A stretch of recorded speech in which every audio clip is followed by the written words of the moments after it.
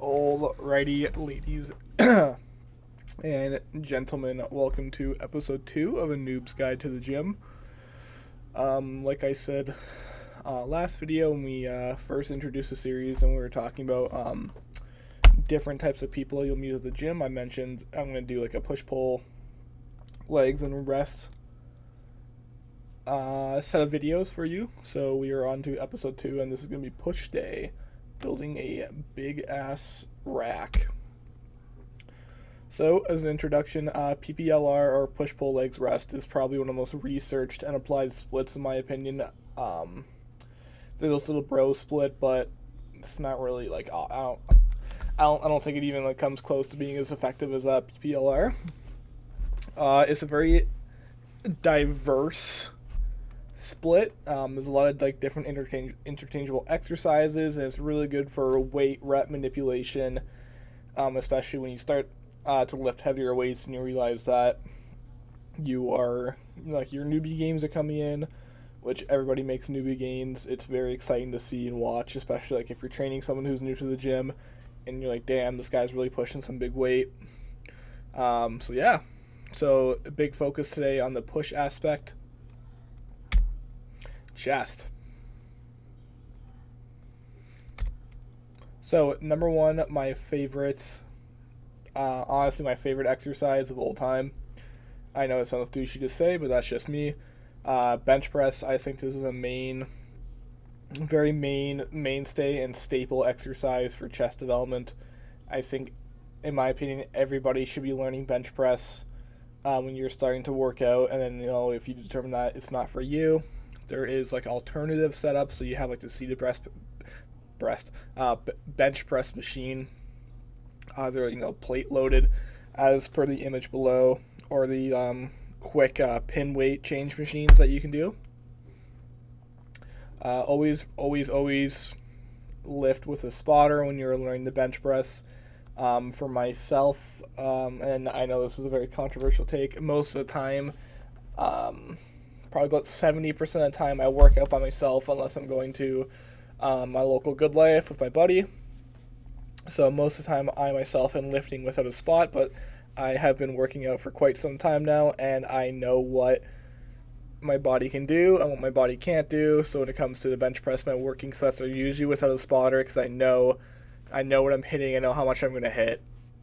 And then if I need a spot, I'll ask anyone who's around. Proper form is key. Benching with a flat back. If you bench with a flat back, there's no point in doing the bench press because you are not getting the most out of it.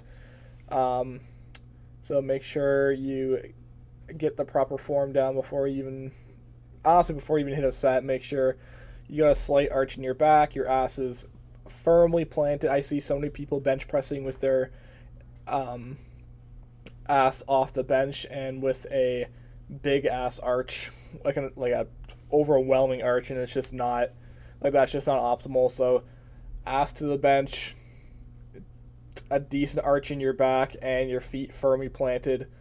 If you strength train or you power lift, this is like the form, just so you can engage and get the most out of the exercise, right? So awesome. Incline bench. Incline bench / incline dumbbell, and also incline machine. This is arguably an S tier chest exercise, probably better than bench press in my opinion. I still like bench press more though. Excuse me. This is generally harder to do than just regular bench press, strictly just due to form. Proper form is huge on this exercise, especially to avoid injury, since it's a little awkward to do it first. I highly recommend a spot if you're doing the dumbbell or barbell variant, as I said before. As you can see from the images below, it's a bit more of an awkward exercise to do, especially if you don't have a spot. Like, there's a good chance that you're going to hurt yourself if you don't know what you're doing. And the weights genuinely feel a little heavier. Like, not to brag, but my max bench is 425. As you've probably may have seen in my YouTube shorts. There's no way I can hit that on an incline just because of just how the exercise is set up and just how proper like the form I need for it, right? So also amazing for upper chest development. It's so good. Very staple upper chest exercise. Pec deck cable flies. This is also a solid exercise. Overall chest development. Also, fun fact too, if you didn't know, being very efficient at pec deck and cable flies also helps to reduce back pain, and it helps widen the chest for a fuller, more complete look. You see people using like the dumbbell flies, and personally for me, I would just do pec deck. Like I said, that's just my opinion. I find dumbbells are a little awkward for me, and sometimes if the weight is a little heavy, that's a massive stretch I'm going to feel in my shoulders, and that's just not good. If it's too much of a stretch, if it's painful, just go over and do pec deck and do a lighter weight until you get it down.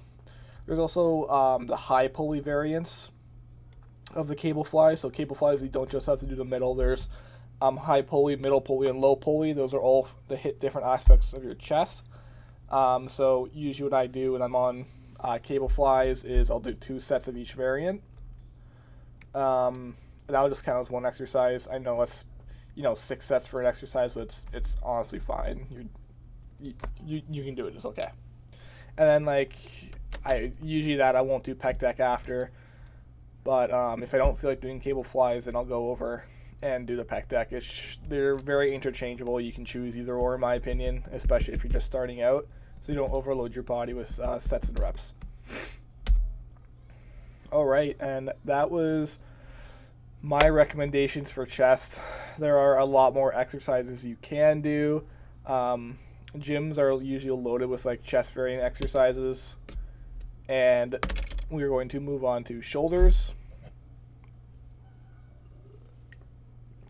Take a sip of my coffee here. It's pretty early in the morning as I'm recording this. So shoulders, I have a very controversial take. Don't get me wrong, they are very important to build. You should be exercising your shoulders. You should be hitting shoulders when you can. They are very, very, very important, especially in your chest development. You're going to feel a lot of your shoulders when you're hitting chest. That's just how it is. But for me, I hate training shoulders. I still do them, obviously. If there is an exercise I'm going to do for shoulders, it's going to be the standing military press, as you can see in the image on the side there. If I'm doing a lighter weight, I'm not going to do I'm not going to do the explosive knee bend there. It's only when I'm doing the heavier weight, and obviously make sure I'm lifting with proper form. Honestly, this is a great shoulder exercise. It's a little harder to learn at first compared to your dumbbell shoulder press, your Arnold press, and your overhead press machines. A lot of the machines you're going to find are really great when you're just starting to work out, because you're already locked into proper form, and all you have to do is either push or